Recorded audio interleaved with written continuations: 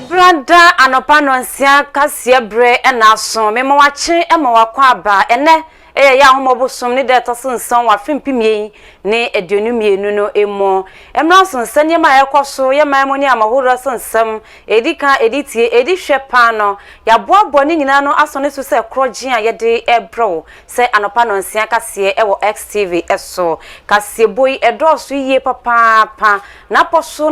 ne bi ene se dwemtrani edima chinye amanyukuo no Samuel Ofosu Ampofo wakache Ghana fo nyinara ese womo sorry entia eye NPP aban omampani na nado dankwa kufado eda omano no wotwem se nimamo aye dindiro nti womo sorry no mo enkasa mfentia na Kwasi Pratt Junior nso ebisa NPP amanyukuo no ese so on person wo break 8 na obisa wo se sika ena mo di break 8 na se sika dia womo to o madwen san se enya de ombetime etua Ghana ni bia kase wonto aba emfa emma womo okopiemu ewo secondary takrade nso a St John's eye SHS wo honom no wo mu echem se akadia yedi suade ne yedi kirade ne wo mu enni binti aban embe ye omomoa nsem bi kan we hu ena mede bro se anopa nonsia kase abrame obapa Mavis akosiata medicase ebrewo ma metwa me ho se ma me ba medicase bui de wo mankasa ebemo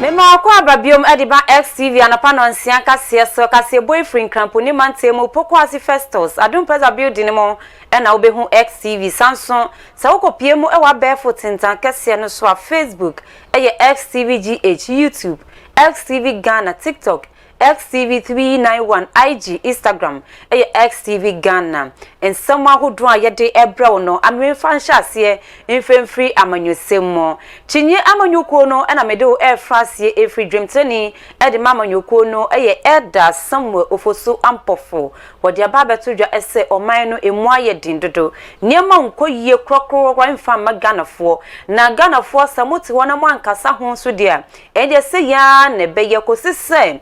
Fimpimie ni aduonu nan mo besan so asesa mo adwen na mato aba edi amachinye NDC ehejobodo amanyukuo no wo chiremo sa mprempren na wo se mo nsori ntia na mo kasa ntia amamo boni amamo fu a wo mampani na adodan kwakufado ni na ban wo mo bodi chire Ghana fo no wo se mo kasa mfentia probity, accountability, social justice is the teacher on my more idea and as a teacher and put to national also. And now I'm say, common founder, the constitution say teacher Manisika, now go all the metropolitan, municipal and village assemblies. Common founder education and put to Brazil, and the Grobo and Mono and the common founder and that is against the spirit of truth. That is against the tenet of social justice. And must rise up and speak against. Dwemtani edima NDC hejobodo amanyoko no Eda Samuel Ofosu Ampofo ena wakasa no na NPP amanyoko no wo slogan ba kwa ene dey womo edidi dwuma nyina ene se breaking the eight ni nyina ene se womo ehwe abakosemo amanyoko amampanifo mo ababetena amanyoko ahodo amabetena mo ewo aban mo no womo akwa mfihye makoma nwotwepe na atwase yetimi etu womo ade so na amanyoko foforo etimi abane no ena NPP amanyoko ni se saade no won pesa omo breaki enkonko ye mfihye makoma nwotwebiom womo besan so atoa so intino womo bom ho safo hene a slogan bebi obefe bia breaking the eight enoa enika sa prempren womo eka na nomo ena openipa wono eneda the bureaucrats eye Insight newspaper anom Kwasi Pratt Junior wo bisa wo mo say breaking the eight na mo kanom ede na mo di breaking 8 no sa wo hwese na oman mu ayedem se na niam nkoyie ufa babia nko udi talia na awai mu beye den mo breaking 8 no anyambia mo disika ene kwakọ breaking 8 na se na da no mo kwoto aba ya tiye se amanfo bi etu 1000 ebi etu 10000 edi ma delegate no sa na mo betimi aye afimpimie ni eduonu nan na anyambia nipa maako eye 31 million omo my Ghana mu no a wo mo beto abe mo betimi etu obi biara ka ana wo twem sesesika na mo di breaking 8 ni dia mo ntu mo adwen mu media and there's more losing election and they're breaking the 8 and possible experience of losing more than 25 seats in parliament experience number akusu ni say Obani last abaya yekotu your presidential candidate lost more than 500,000 votes from the previous election and only experience na ediko enimu na mun kase papa de entie na mun just experience nka metia na me bukura from wan hwe ni na akokasam and that's when person make kasam wan hwe ni na akokasam enti masa breaking the 8 no and then everyone breaking 8 here says sikasam dia and the muntu munda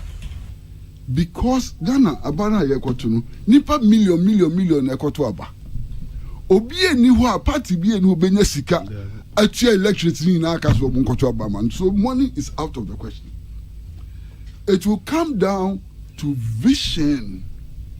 It will come down to what you can do in order to improve the living conditions of the Ghanaian people. And super aye benum yakwan a enyesa ne be kura yakwan suku a ye mabeko the quality access improvement of access and quality so say aye ka say Buffer Stock Company eka beda ho nye kaketwa Buffer Stock Company akwan be ne be fa so be tua sa aka na abeda Buffer Stock Company a adwuma a yede hye o munsa no akoye de ma wo obi ti say nana bi ani abrante baako no adwuma mu de ma wo adwuma kesi pa o mo anya sika o muntumi nyo musi o mo supply school feeding program for aduane o mo supply yentuaka ebe na adwuma na ye. These are the issues. You understand? These are the concrete issues. National security for and like I said, there's a major threat of insecurity at Eba. Nyamina national security for Ankasa na bekache. A crime bang and a faswa bambo jumano emube pi. Sani ebeya mekoda metimi ada sundaye. Those are the issues. Namunja ni amuye na ni amuye de ye kodu baabi ya na masa time. Ntino nipa kwa wono ene ye editor Edima Derobokrata Insight newspaper Kwesi Pratt Junior ena wedi say foto yi ede ama Ghana for ni titupa NPP amanyuko no sa okopie mo ewatoye mantemu secondary takrade ne mpetemo a St John's secondary school wo honom no wo mo echirima yedi suku yi ebesi honom no eye afimpimie afi apema hankron aduonu mienu 1952 sabre no na Archbishop Williams Peter wonom ene wo bo ne homodin a wo gine mo ma secondary school yi etimi ebaaye na wo mo echirima sa secondary school yi etimi a produce nipa bebra wo mo bebe di mu ewo omai Ghana mo nipa dodo na so na prempren ometimi akọ school ma sese school no etimi enyini papa nipa dodo an prempren wo mo ewo school mo eye 2203 students ena wo mo wo school no na so se nipa na do so no se ye beka se akade ye de suade nkonwa ye betena so eden ya school fo ye betena mo no mo de suade sa de aka echire pa che se wo mo enye bi ewo school ni mo wo mo de adesede e de fan centre for so e ka kire aban se wo mra na obeye mo emwa na headmaster woda school na no eye wo pani Anthony Mensah wono ena wodi atodwa echemu se prempren no ezuku de yan kwala betena mu e de akọ school ebi ni ho nkonwa ko betena so ebi ni ho ehuma akade a ye de kire ade de ye de suade no enya ade a wo mo ewo bi wo sere aban se so wo se ehuma sua se na da ye ka no se ehuma sua eye ade ba ko betimi ama o mai bia edimu o mai bia fapem ene ehuma de a ende St John's school a eno ewo secondary takrade nso no won twa na ne behwe o mo san say won wa ka chi bebre ewo nima bebre emu. We are lacking behind in terms of classrooms. The classroom that I was occupying from 40 years ago are still the same classrooms. When the school population was less than 500, now we are over 2,000. The only classroom block that has been added on is what we call the Cambodia. Even that one is still uncompleted. It has been abandoned for the past 10 years or so. So the school was gradually turned to a day school. St. John's as a grade A school or category A school cannot pick a number of students because we don't have a classroom. We have a lot of abandoned classrooms which need to be completed so that we can increase our intake, so that we can help a lot of people who want to come to St. John's to have the education at St. John's, to receive a holistic education in terms of Catholic training. The issue of feeding is a national problem. The suppliers are not bringing the food regularly, and that is giving us a whole lot of challenge.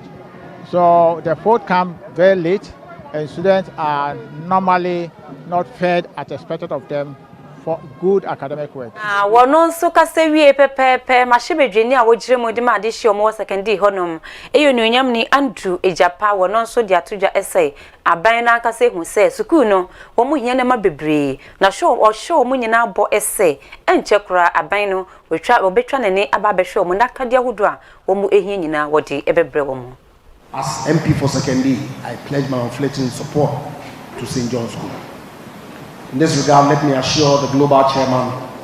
vice chairman, and the chairman of the academic committee who in discussions with me requested that I assist with the construction of the entrance road to this great institution, that the said request will be duly met. I am also reliably informed that to commemorate this auspicious occasion, the whole students have committed to renovate the classrooms and dormitories of this great institution. This now mashebedwani a wogire mu de ma de hye omo secondary honom enna wono nso akasa no wono nso kasa wie pepepe nipa wono ene ye chief executive officer edema mental health authority and the professor Akwesi Osei wono nso de efutu e de amasukufo no ese wo mo twe omo ho enfefi nuru broni ho na yade e bese wo mabrabo. Drug abuse is becoming increasingly problematic in our schools. Not only in the sense of the incidents or how many people are taken, but the evolution of it. People are experimenting with all kinds of drugs. In the past, 5-10 years ago, the drugs we knew were marijuana or cannabis or Indian hemp, and then cocaine, heroin. But now, the students are experimenting with various things. So, as I said, lacquer, which carpenters use to polish their products, people are mixing all kinds of things with them. For instance, they take lizard droplets and mix it with the lacquer or turpentine. They squeeze blood out of a menstrual pad and mix it with lacquer and mix it with alcohol and drink to make them high. Yes, it makes you high, but you don't know what is it you are giving to the brain. And now evidence shows that every time you expose yourself to drugs, it's like you are frying the egg of your brain. So you are. Professor Akwesi Osei wono ene da mental health authority ano na yanto akase ene so enche kraye ena electricity company of Ghana and afense Ghana water company for womo edibetu Ghana for nyina enem se womo ehwe se na niema esifa ekọ se na niema mu ayedin ewo man mu a womo nso womo pese enyuma hoden buo na ye etua no na afense esuo buo na ye etua no won pese womo peche mo eye 148 na afense no 334 Ghana water na afense no eye ECG4 na womo peje mo sana se me beto odwa anya Ghana for nyina ede dodo na enetimi akasa etia na ECG company na bo Muhammadin asha ase ede nkyerɛkyerɛ ni nkyerɛkyerɛmo ede ma Ghana for nyentie ho akwakwo hia se won be peja womo ebo no emu kakra na wotwe wie yei womo kopie mu ewo fragmante mo na fragmante mo na kyese womo eni eku ahodo a womo edi enyinama hoɔden ho dwuma na afense no nso ho dwuma ene ye no womo ekohia ye a womo edi nkyerɛkyerɛmo ebaaye na maame a ne din di Sevia no hye a wono general manager edima regulatory management wono ene di atodwa ese mprepren no sa wo hwe nwumaku a wo mai Ghana mu a womo hochi womo papa e womo adwuma womo edi mu a ECG4 wo chom se womo hia sika prempren ya na womo timi di esiesie na womo timi di atutu nyama manyama akoyie pa ede ama womo. If you consider the impact of the macroeconomic variables, what it means is that our inadequate distribution service charge has now diminished, it has dwindled, it has eroded it has shrunk. In fact, you can help me with the words. It has shrunk considerably. And this has impacted on ECG's operation. Now, the prevailing tariff as it stands now does not meet the cost of distribution business. And so this is why we are proposing this time round for a full cost recovery tariff. In our tariff proposal, it is only on the DSC1, which we are saying has increased by 148. And I would say that currently ECG is a struggling distribution company that requires urgent support. In other places like Accra, you have people erecting street lights every now and then. And so it means that as a utility, for us to account for our energy sales, which if we don't would translate into system loss for us, we need to continuously or regularly go to the field to account for the street lights which are in place. And we often would have to submit the cost of these street lights maybe to the ministries. And they are interested in knowing whether you have calculated the costs well using the appropriate tariff. And therefore, based on that, we are proposing that the Commission can come out with a tariff to help us account for the cost of street lights. Wono so kase wie pepepe nipa wono ubepie mu ewo Ghana Water Company mu a woye manager corporate planning monitoring and evaluation wono na woda no set atiepa wono so e dia todwa say womo company no womo boka papa na ka hodo womo ebo ene say niema hodo womo edidi dwuma ewo nso ho no ne bo etimi ayedin sanso e na amafo say nso no womo di galamse ahodo say nso no papa nti nura hodo a womo edi gu nso no mas na womo ano no netimi ayeye magana fo ye no ma emfa wo haw emfa mreye no e yade e do so papa sanso womo fidie no so ebi eseye a the kwa womo fa so edi siesie no nyina ekeka ho bi enu echi womo echi womo se niema bo ayedin papa e wo mai Ghana mu na ni kwakwa mpo no ye sidi no sese no woda fomo a chese wontimi nya ne ho hwe na sidi na so atesa no ena manu sinti ena sese no womo hia sika mprempren ya womo ede santumu ede eba nti wo ka hwe Ghana fo nyina ese sa wo ka se wo nya galamse a obisa wo se sa wo ye bola sa wo ye nsuo wo ye niema e ya wo di gun fa na nti ye nyina ye ka ho bi na manu sinti ena sese no womo pe ye eto no se womo peje mu kakra. You say, oh, I don't do galamse, but do you have a small factory? Do you have a small workshop? What do you push into the water bodies? Your homes, when we finish all our things, where do you throw the water away? We are sensitizing you so that we desist from all these practices. But if we continue to do it, the water we abstract will become more dirty. We will require more money to treat it because you buy more chemicals. And this is what has happened to us. And even in some cases, we have stopped treatment completely because the stability or the pollution in the water has made it to be untreatable. Wono so kase wie na wapani a wono ene executive secretary Edima Public Utility Regulatory Commission eyopeni Ishmael Aka wono so edi atodwa essay nyumekuo no wo mo bo mo homodin eko eye mantem ni nyina kyerkyere Ghanafoɔ de nti ehu akwa hia se impejemu a wo mo ehian yemfa emma wo mo no mo echem se won bebo mo homodin bia se ansanam eye kitamsabusu meye July bosu ni de edikan no yeso mo aye kyerkyere nyina ewie na santumu no wo mo jato ma Ghanafoɔ ya hyase etuetia. So all what they presented here are their proposals. PURC has not done any analysis on, more like we've not come out with a tariff. After everything, PURC has the mandate to announce it. So we will look at the numbers and come out with a tariff. And when we come out, every quarter, we look at macroeconomic factors, especially exchange rate, inflation, and the cost of fuel. Then we can do some minor adjustment to the figures. By 14th June, we should complete all engagement. Then, as I'm talking to you, we also have another team, a technical team, those people are running the numbers to see how much it will be. After we get the numbers, then we also engage policymakers. So we engage the leadership of Parliament, Economic Management Team, and others, the Minister of Energy, Minister of Finance, because some of these things, including government on land loans, these are loans government gave to, for instance, Ghana Water. We don't have power over such money. So what is maybe the Minister of Finance directive on that? So we do that from 14th. And so by the 1st July, we should be able to come out with a decision. So all what they presented here are their proposals.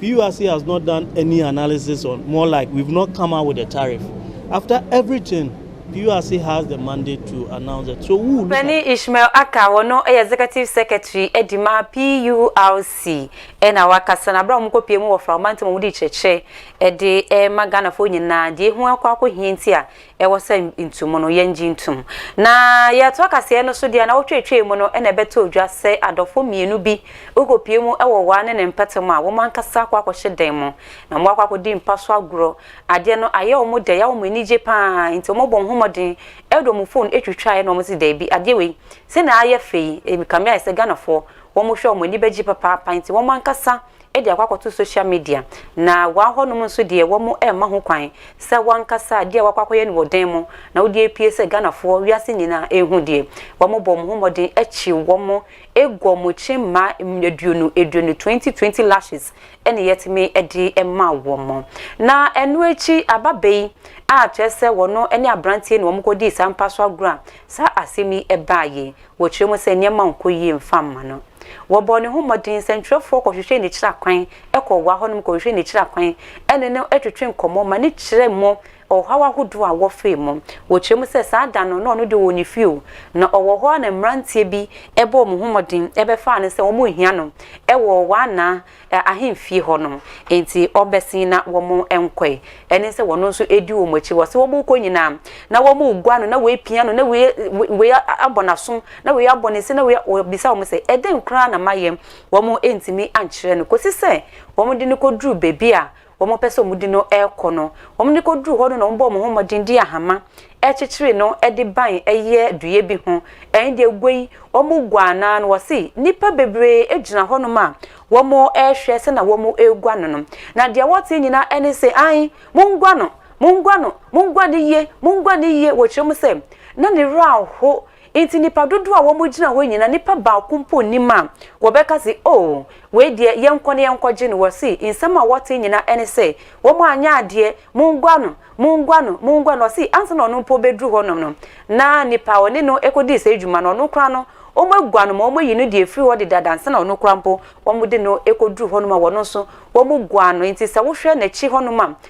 screen so a se na ne hu nyina apaipai no eno ene yedi ato screen so a wo hwe bi wo se womo gwa na ma womo wie na tese waye mre a woda ho no ne nue bi ene di emrika tentem ebe fa no ede kwa yaresabia wo se yaresabia womo kodru ho no sikabutra waseye eye 500 edi kopim 600 Ghana cedis ansa na mpo ni ho etimi eto no wo twem se na wo ye adwuma ewo wa terminal transport terminal ho no me ho na wo ye adwuma bepem ne enya de wotimi ko adwuma esan se amafo hu na omo do musa etenetene so an ababa we no ni plan no wo mo ekodi sa akatima kape agro na wo mo edibetu social media ye gwa wo mo no wo twem se wontimi mpie onu ankasa na busu efie mpo wontimi enko ho no wo si akwa yo how kese pa de ba ni de amana brabo nyina asese de wo pesika no wo de dwane kra de free eye kuronum ho no ma obi biara ehu ne kira kwan nti ababa no na wetimi aka na kosem e de a kire nsentrefo ayenso ye kan bi e de amawo no ya to akase no so de wakakopie mu ewo nsemfofro mu etividu mante mu ekwiafo a wo mu edua eye soya beans wo mu nso na ekase wo mu echire mu se aban no di tabo e de ato se mo obi biara emfa soya beans enkokopie mu ewo amanone na wo mu echire mu se esese die wo mu soya beans ne se ya na ese Ghana fo ntimi nto wo mpese wo mu dikọ eya amanone ekoton wo mu echire mu se Ghana fo se kan ya de ma wo mu no enso wo mu hweye ekwiadwuma na akakwa se ekankwa na wo mo boy nto mo dia de sede e de fan sentrefo so aka kire aban ne se sa tabo na wo dia to eye exportation so no wo mpagya mfemfiri se na be ya wo betimi edi omodwuma eye We can't farm again. We can't farm. Even this year, look at the price of the acre. Here they are plowing 120 Ghana cedis. Now, like me, I'm a farmer. I don't have a tractor. So I have to sell my soybeans and get to my farm. So if I don't sell it, how am I going to farm? Serious. So it means that next year, it can happen that soybeans will not be there. We can't farm again. We can't farm. Even this year, look at the price of the acre. Here they are plowing 120 Ghana cedis. Now, like me, I'm a farmer. I don't have a tractor.